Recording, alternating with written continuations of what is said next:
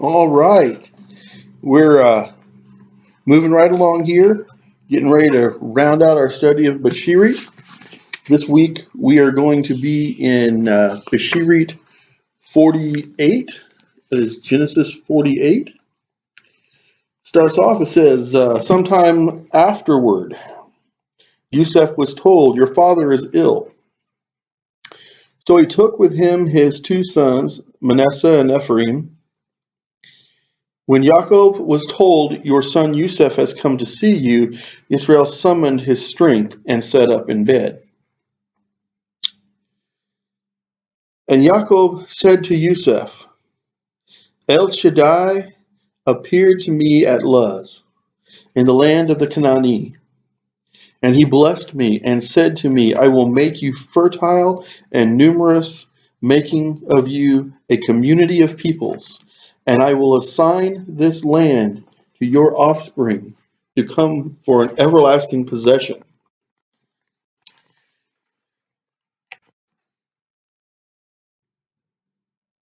A community of peoples. Now I'm going to step back to something we talked about last week or the week before. And I want you to think about this is a situation we live in where there's this growing, almost a feeling of urgency among Jews who are of the Abrahamic line. Um, those of us who can trace our lineage, at least to some degree, into the actual bloodline of Yisrael. But there's this movement to exclude. Okay, and I think it's a pushback. I really do against the growing anti-Semitism because this has happened in the past where the anti-Semitism in our communities got so strong that our response as a people, our ancestors' response as a people, was to push back and not even let in those people who wanted to be right with Yehovah. Okay, the outsiders, the foreigners who wanted to join themselves to us, just as Scripture says will happen. This is a thing where I think we need to be aware of the fact, there are 12 tribes for a reason. We're not all going to be the same. We're not all going to be at the same point in our spiritual journeys. Okay, we're not all. And I don't just preach this to the body of professing Jews. I preach this to the body of the mainline, the professing believers in Mashiach who put another name on him. Okay, and even they as much as they hate us sometimes for clinging to the Torah, many of them hate each other for not agreeing on their doctrine. Okay. Now, I'm not saying that doctrine isn't important. We should always strive for a Karaite kind of view of what our lives are supposed to be. But even within Karaitism, okay, even within Sola Scriptura bodies, there's going to be differences of opinion about what certain things mean. And you can get into such hair splitting that you start excluding people who on 99.9% of everything agree with you, but then they don't see one thing exactly as your congregation believes it or your rabbi teaches it. And there's this pushback. Well, you're not really one of us. You must be one of those outsiders. Yaakov says that he was told that he would be made into a community of peoples. Okay? And we are, even as Messianics, we are a community of people because there are some Messianics who lean really hard, like I do, toward the Karaite position. There are some Messianics who lean really hard toward the rabbinical traditions. There are some Messianics who are really more what I would call Hebrew roots, which is they're coming out of the churches and they know that they've inherited some lies that came down from pagan cultures and they're trying to get rid of that or they're trying to cling on to as much truth as they can, but they're not seeing it all, and they're still in, Baptistism or Lutheranism or Methodism. I mean, if every ism I've been in to visit, to teach, I've seen somebody, it seems like, who was Hebrew roots, and they're being accused of being Messianic, even though they haven't made that jump over yet. They haven't made the Hebrew. Um, but I think it's important for us to understand that, especially as professing Jews, what binds us together is far more important than what separates us. Now, there are some things that are just unbiblical, just heretical, and I can't go along with it. And I will say, if that's what you believe, then we can't fellowship together. But those are few things. The majority of things that we disagree with as members of different small communities of believers aren't salvational, have nothing to do with whether or not you're sanctified. Maybe how much you're sanctified. Maybe if you have a deeper understanding of the principle, you might be more sanctified in a progressive point of view. But it doesn't change your positional sanctification, and certainly not your prophetic sanctification. Okay, and so we need to be careful of that. We need to understand that Yisrael is supposed to be a community of communities, of peoples, a community of peoples, a gathering of gatherings, so to speak. Now your 2 sons who were born to you in the land of Mitzrayim, before I came to you in Mitzrayim, shall be mine. Ephraim and Manasseh shall be mine, no less than Reuben and Shimeon. Okay, so this is big. This is not. It's him saying, yes, you're my son, but I'm going to treat your sons as my sons.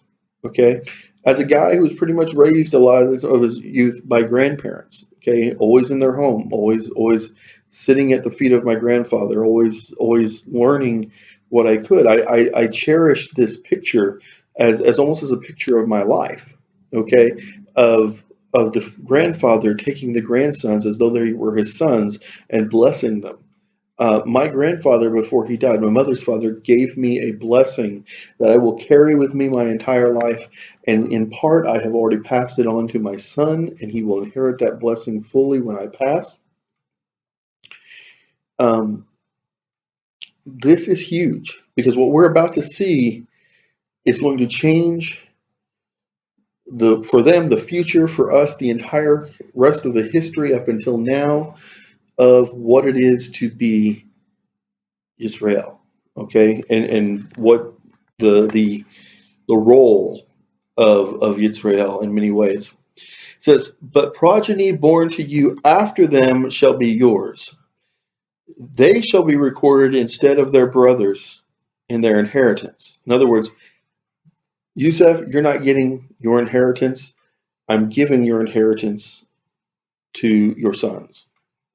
Okay, not that he didn't love Yusuf. He was trying to do. He was blessing Yusuf by giving the greater inheritance to the grandsons as though they were sons. And he said, and if you have any more sons, then they'll inherit what these two would have inherited from you. And then the JPS says, do this because, and it's not actually in the text, but I think it's probably implied there. I think they probably made a really good choice in their wording there. It says, when I was returning from Padan, Rachel died to my sorrow, while I was journeying in the land of the Canaanite, when still some distance short of Ephrath, and I buried her there on the road to Ephrath, now called Bethlehem. Okay, Bethlehem. All right, now called Bethlehem. Let that sink in for you for a minute. He is taking an inheritance from Yusuf, and he is giving it to Yusuf's sons. He's saying, I'm blessing, and I'm taking a blessing and giving a greater blessing. And now I'm going to talk about Bethlehem. Okay, let that sink in. Noticing Yusuf's sons, Yisrael asked, who are these? Okay, so he's losing his eyesight at this point. He's probably what we would call legally blind. It says, and Yusuf said to his father, they are my sons, whom Elohim has given me here. Bring them to me, he said, that I may bless them. Now Yisrael's eyes were dim with age, he could not see. So Yusuf, and the Yusuf there is implied, says, so brought them close to him. We assume it was Yusuf. It could have been a servant or someone brought them up. It says, and he kissed them and embraced them. And Yisrael said to Yusuf, I never expected to see you again. And here Elohim has let me see your children as well. He says, I desired to see your face before I died and thought it would never happen. And look what he has given me, not only your face, but the faces of your sons. Yusuf then removed them from his knees and bowed low with his face to the ground. Yusuf took the two of them, Ephraim with his right hand to Israel's left, and Manasseh with his left hand to Israel's right. Okay, so he's putting Manasseh in the favored position, so that Israel, Yaakov, would lay his right hand on him and give him the greater blessing. And brought them close to him. But Yisrael stretched out his right hand and laid it on Ephraim's head, though he was the younger, and his left hand on Manasseh's head, thus crossing his hands, although Manasseh was firstborn. And he blessed Yusuf, saying, now get this, he's laying the hands on the heads of the sons, and by doing so, blessing the father. I am alarmed, even in the body of professing believers today, of the number of parents who are offended when their children grow up and have things better than them. We used to call that the American dream. I'm telling you, it is the Jewish blessing. And we should want our sons and our daughters to be better off than us. And if we don't, something is wrong with us, not with them. It says, the Elohim, whose ways my Abraham and Yitzhak walked, the Elohim who has been my shepherd from my birth to this day. Think about that. He was a grown man with wives and children when he finally gave over himself and said, I will obey you. I will bless you as you have blessed me. But here he acknowledges that even before that, from the day of his birth, he was shepherded by Yehovah. The angel who has redeemed me from all harm, bless these lads. In them may my name be recalled, and the names of my fathers, Abraham and Yitzhak, and may they be teeming multitudes upon the earth. Now, I'm not going to get into right now what happened to the descendants of Manasseh and Ephraim. Okay, I'm not going to get into that because, for one thing, it can lead to a very long debate. It's a very heated subject. And most people fall into one of two extreme camps, and I think they're both completely wrong, or at least half wrong. I think there's a middle ground of understanding who these sons, these grandsons, descendants became in our world today. And we'll eventually get into that as a later part of this study. I plan to do that. But I want you to stop and think that he says that in these two, his name shall be recalled. Doesn't say remembered, like as in like they'll never forget. Shall be recalled, as in people will wake up to the memory and suddenly realize who they are. Okay, and that is happening today. It's been happening for a few generations now. It's happening more and more all the time. I am personally a product of this, as is my wife, as are large numbers of people that we have encountered are waking up to this promise, even though we may be tribally, I'm tribally, as far as I know, I'm only of Yehudah. My wife is also of Yehudah, but she's also of Dan. And still, we are waking up and have woken up to who we are in the promise, in fulfillment of the promise of Manasseh and Ephraim, because we have dwelt among the descendants of Manasseh and Ephraim for so long. When Yusuf saw that his father was placing his right hand on Ephraim's head, he thought it wrong, so he took hold of his father's hand to move it from Ephraim's head to Manasseh's. No, not so, father, Yusuf said to his father, for the other is the firstborn. Place your right hand on his head. Here is, let's think about this, okay? Yusuf received the greatest blessings from his father, not being the firstborn, okay?